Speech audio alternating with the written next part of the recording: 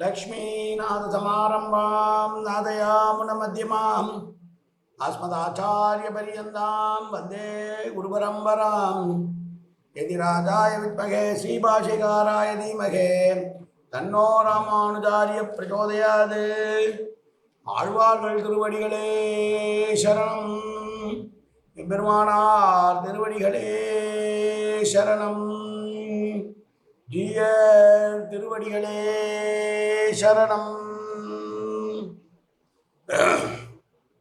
யோ நித்யமச்சுதபதாம்புஜயுக்மருக்ம व्यामोगदस्तदितरानदृणायमेने अस्मद्गुरोर् भगवतोऽस्य दयैक सिन्धो ராமானுஜஸ்ய சரணம் சரணம் பிரபத்தே. நீரார் கடலும் நிலமும் முழுதுண்டு ஏலார் ஆலம் இளந்தலின்மேல் துயிலந்தாய் சீரார் திருவேங்கட மாமலை மேயாராமுதே அடியேர் கருளாயே.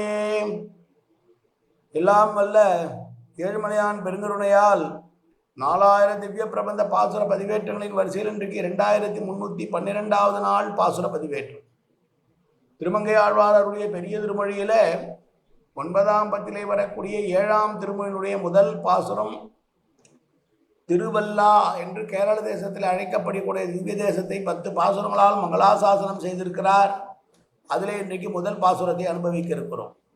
முதலிலே தனியன் கலையாமி கலித்வம்சம் கவிம் லோக திவாகரம் யசிகோபி பிரகாசாவி ஆவித்யம் நிகதம் தம வாழி பரகாலன் வாழி கலிகன்றி வாழி குடையலூர் வாழ்வேந்தன் வாழியரோ மாயோனை வாழ்வழியால் மந்திரம் கொள் மங்கையர்கோன் தூயோன் சுடர்மான வேர் நெஞ்சுக்கு இருள் கழி தீபமடங்கா நெடும்பிறவி நஞ்சுக்கு நல்ல அமுதம் தமிழ் நன்னூல் துறைகள் அஞ்சுக்கு இலக்கியம் ஆரணசாரம் பரதமே பஞ்சு கணலின் பொறி பரகாலன் பண்பல்களே எங்கள் கதியே ராமானுச முடியே சங்கை கெடுத்த ஆண்ட தவராசா பொங்கு புகழ் மங்கையர்கோன் இந்த மறையாயிரம் அனைத்தும் தங்கு மனம் நீ எனக்கு தா மாலை தனி வழியே பறிக்க வாடும் என்ன கோலை பதிவிருந்த கொற்றவனே வேலை அணைந்தருளும் கையால் அடி என் வினையை துணித்தருள வேணும் துணிந்து.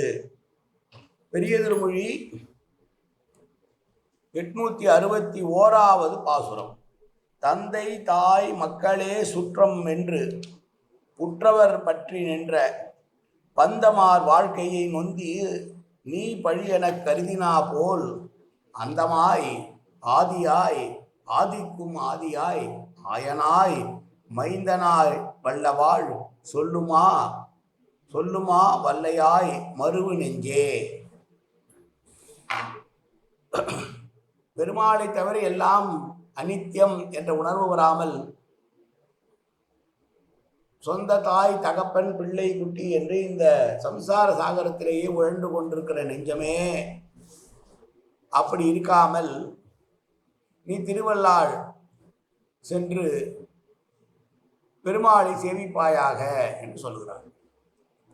சேலை கண்ணியரும் பெருஞ்செல்வமும் நான்மக்களும் மேலா தாயும் தந்தமே அவரே எனி ஆவாரே என்றபடி நமக்கு எல்லாமுமாக திருமகள் நாதனான பெருமாளே என்று நாம் கொண்டாட வேண்டியிருக்க, அதற்கு மாறாக அன்னை அத்தை என்ன அன்னை என்ன அன்னை அத்தை என்ன புத்திரர் பூமி வாசவார் குழலால் என்று மயங்கி என்னுமா போலே இந்த உலகத்திலே நமக்கு நம்மோடு உடன் பிறந்தவர்களாக இருக்கக்கூடிய உற்றார் சுற்றாரை வைத்துக்கொண்டு அவர்களுடைய பாசத்திற்கு அடிமைப்பட்டு கொண்டு இந்த சம்சார பந்தத்திற்கே நாம் ஆட்பட்டிருக்கிற வாழ்வு போதும் என்று வெறுத்து ஈஸ்வர விசேஷமான அந்த ஆத்மஸ்வரூபத்திற்கு நம்மை நாமே அழைத்து செல்வதற்கு திருவிழா வாழ்பதியான பெருமாளை வாயால் சொல்லி மனதால் நினைத்து தியானித்து வாழ்வாய் என்று சொல்லுகிறார். பந்தமார் வாழ்க்கையை பழி எனக் கருதினாயே வல்லவாள் சொல்லுமா மறுவு என்று சம்சார வாழ்க்கையிலே பற்றுள்ளவர்கள் பகவத் விஷயத்தை பற்றுவது என்பது முடியாது. அது எப்படி இருக்கிறது என்றால் செருப்பை வைத்து தொழுவது போல என்று சொல்லுகிறார். சம்சார வாழ்க்கையில வெறுப்பு உண்டானால் மட்டுமே பகவத் விஷயத்திலே பற்று உண்டாகும். எனவே சம்சார வாழ்க்கையிலே வெறுப்பு உண்டாகின்றாகில் இன்னமும் அந்த வன்செட்டிலேயே இருந்து அழிந்து கிடக்க வேண்டும். எனவே தன்னுடைய நெஞ்சத்தை பார்த்து சொல்லுகிறார், எப்போது நாம் உய்வு பெறுவது, ஆனந்தமான ஒரு வாழ்க்கையை பெறுவது, திரும்ப திரும்ப திரும்ப இந்த உலக விஷயங்களிலேயே ஈடுபட்டு கொண்டிருந்தால் நாம் முன்னேற முடியாது நெஞ்சமே. எனவே அதையெல்லாம் நீ விலக்கி வைத்துவிட்டு அந்தமாய் ஆதியாய் ஆதிக்கும் ஆதியாய் ஆயனாய என்று சொல்லுகிறார். உலகத்திலே யார் இவனுக்கு முன்னால் என்று தெரியவே தெரியாது. அப்படி எல்லோருக்கும் முன்னாளாக இருக்கக்கூடியவன் அவனே கண்ணனாக பின்னால் அவதரித்தான். அப்படிப்பட்ட பெருமாளை நாம் மனதால் சிந்தித்து அவனே எல்லாம் என்று சரணடைய நீ திருவல்லா திவ்ய தேசத்தில் இருக்கும் பெருமாளை நீ அடைவாய் என்று தன்னுடைய நெஞ்சத்தை பார்த்து சொன்ன பாசுரம் இந்த பாசுரம். இதே போல ஒரு பாசுரம் இருக்கிறது. அது தாயே தந்தை என்றும் தாரமே கிளைமக்கள் என்றும் நோயே பட்டிருந்தேன் உன்னை காண்பதனோர் ஆசையினால் வேயம்பூம்புல் சொல்வரையார் வேங்கடவா நாயேன் வந்தடைந்தேன் நல்கிய நீ ஆள் கண்டோர்களேன் என்று குலசேகர பெருமான் திருப்பலியை பற்றி பாடுகிறார். போகாது திருப்பதி போனோம்னு நினைக்கும் போது அப்பாவுக்கு உடம்பு சரியில்லை, அம்மாவுக்கு உடம்பு சரியில்லை, வீட்டில் மனைவிக்கு பேறு காலம், பேரன் வந்திருக்கான், பேத்தி வந்திருக்கான், இப்படியே உழண்டுனே இருந்தால் என்னைக்கிட்டா நான் வர்றது மலைக்கு? அப்படி வர முடியாது, நீ எனக்கு அருள் புரிய வேண்டும் நான் வருவதற்கு என்று அந்தாழ்வார் வேண்டினார். இவர் என்ன சொல்கிறார்? அதே இதை சொல்கிறார். தந்தை தாய் மக்கள் என்றெல்லாம் இதையே நீ சுற்றி கொண்டிருந்தால் நீ எப்போதுதான் வீழ்வாய். இந்த லோகத்திலிருந்து இந்த சம்சார பந்தத்திலிருந்து நீ விடுபட வேண்டும் என்றால் நீ முழுமையாக உன்னை அங்கே ஒப்படைத்துக் கொள்ள வேண்டும். ஆதியாய் ஆதிக்கும் ஆதியாய் ஆதிக்கும் ஆதியாய் ஆயனாய மைந்தனார் என்று சொல்கிறார். இளையராக பிறந்த கண்ணன். இப்படியெல்லாம் அவனை நினைத்து நீ போனாலல்லால் உனக்கு விடிவு கிடையாது. எனவே திருவள்ளாள் பெருமாளை நோக்கி செல் நெஞ்சே என்று தன்னுடைய நெஞ்சத்தை பார்த்து சொன்ன பாசுரம் இந்த முதல் பாசுரம்.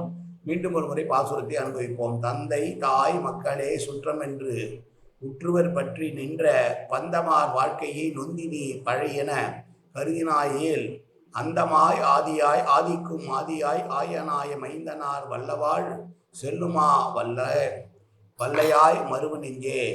காயேன வாச்சா மனசேந்திரிவா அத்தியார்த்தனாவா பிரகதேஸ்வாவா அது கரோமேந்த சகலம்பர ஸ்ரீமன் நாராயணாயேன் சமர்ப்பியாமி. உடலாலும் உள்ளத்தாலும் வாக்காலும் சகலவிதமான பாவங்களும் தோஷங்களும் நிறைந்ததாக உலகத்தினுடைய இருந்த போதிலும் அடியேன் செய்கிற நல்வினையோ தீவினையோ அத்தனையும் உன்னுடைய கமலமலர் பாதங்களில் சமர்ப்பிக்கிறேன் கண்ணா. காத்தருள்வாய் கண்ணா, ஏற்றுக்கொள்வாய் கண்ணா, எப்போதும் திருநாமம் கண்ணா கண்ணா கண்ணா என்று நாவில் ஒரு தல்புரிவாய் கண்ணா. சர்வத்திர கோவிந்தநாம சங்கீர்த்தனம். கோவிந்தா கோவிந்தா கோவிந்தா கோவிந்தா கோவிந்தா கோவிந்தா கோவிந்தா கோவிந்தா கோவிந்தா.